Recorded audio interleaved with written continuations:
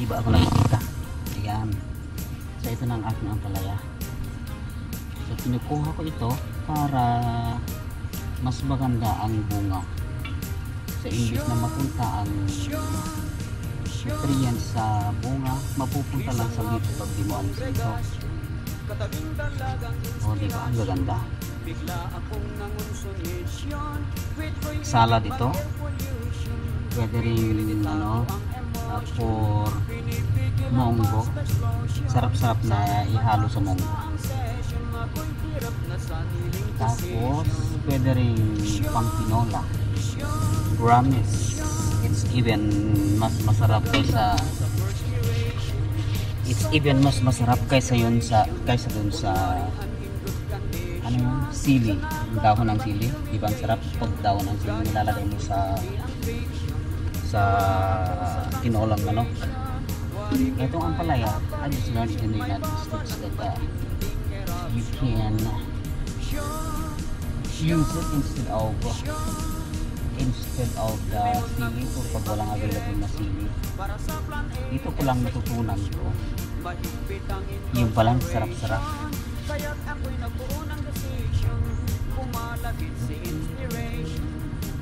Yung mga maliliit na branches niya supposed to be cut also, but I don't have time yet to cut them. I'll cut them tomorrow maybe. There's too much in here. Too much leaves. Sayang pag hindi kinukuha ko eh. Pag na-frozen siya, I will have a lot of this salad.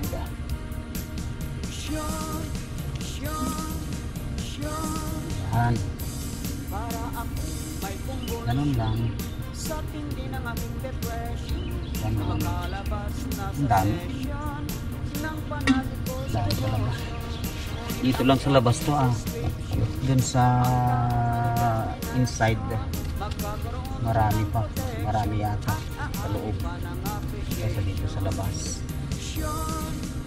Kaya lang dahil walang tao na nandyan, kaya ako kumukuha ngayon para medyo nahihiya kasi ako kasi baka tanong nila kung ano itong ginagawa ko.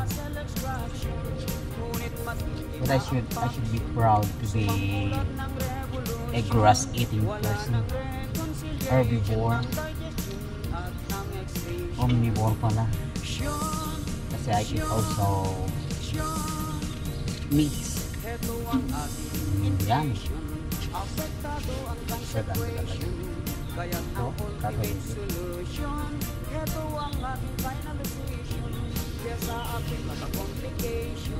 Kung meron din sana akong kasama dito, di mas mabilis sana makuha namin to, o kaya siya na lang talaga para mas maganda ang kuha namin. At may share ko sa inyo. See? Ay, may bunga na, may nakatago. Yan pa ang purpose nito. Pag inalis nito, makikita mo yung bunga. Ayan.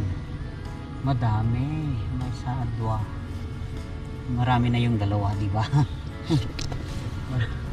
Marami na yung dalawa. Ayan. Ayan. Ayan. Yan.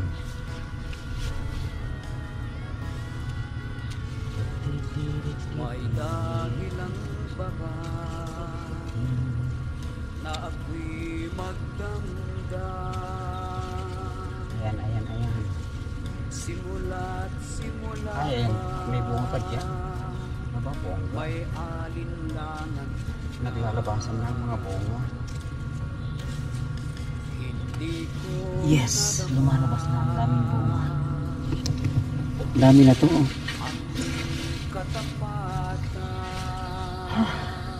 Dumidilim na.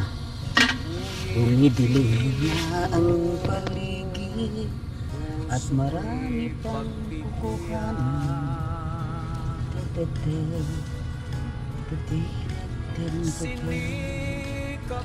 Oh, ayan. Wow, ang daming bunga pala doon. Ito pala yung maliliit na ampalaya. Oh, ang dami dyan sa loob. Dahil bunga na maliliit. Ito na mamalayan na sobra-sobra palang dami niya. Kukuhanin sana lahat itong maliliit na branches. Kasi hindi naman namumunga doon. Oh my, meron na naman dyan. Wow, very soon. Andyan na ang mga bunga. Gosh, mas lalo na i-ingit yung mga friendship ko dito.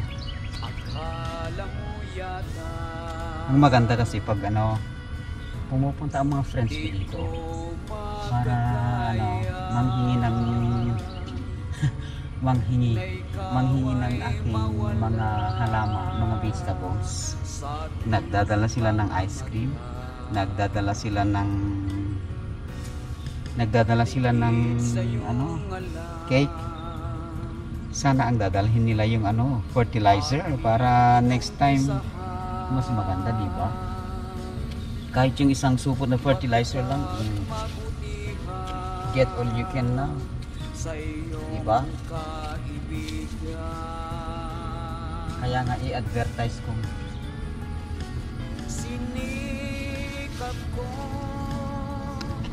Oo nga yung mga gustong pumunta dito at kumuha ng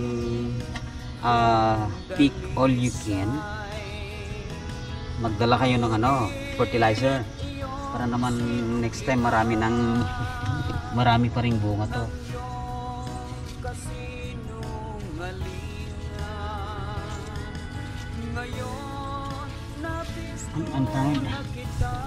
I'm tired doing this, so bukas kukunin ko ulit ito. Dami pa. Dami pa din. Ang dami. Yup. Madami. As in super madami. Yan. Yes. Yan. Ito ang kinuha ko na dahon. I will make it frozen. Ito. Para yung mga friends ko na nandyan na gustong kumuha ng mga vegetables ko, para next time madaling mamunga itong mga plants ko, magdala kayo ng ganito at the price of pick all you can from my garden.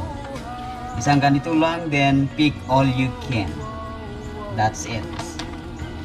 Okay? Tingnan ninyo. Organic garden tone. Para naman gaganda ang ating halamanan. Oo. Yun lang. Kunti lang yun. Wala bang $10 yun. And at the price of less than $10, pick all you can from my garden. Pero dapat magpa-schedule kayo para naman may makukuha kayo. Diba? Diba, bongga? Ayan. Ito ang palaya lang kinuha ko. Pero pag bilhin mo ito sa store, this would already cost you mga $10 na to. More than $10 na to.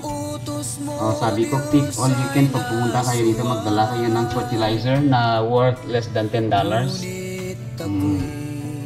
Kasi friendship ko kayo diba?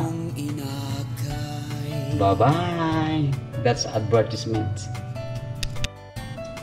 Oo nga pala, pagkatapos na may blanch ito and then gawing frozen, so it will be ready for winter. I-mix sa munggo. Yan ang sarap-sarap.